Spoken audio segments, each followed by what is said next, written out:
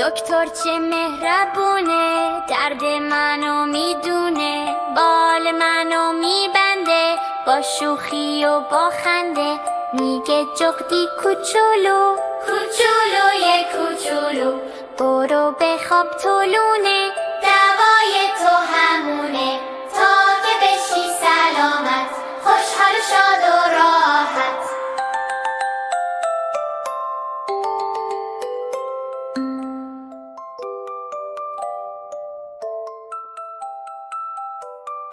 دکتر.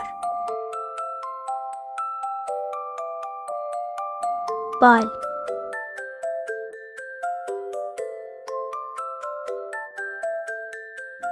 لونه.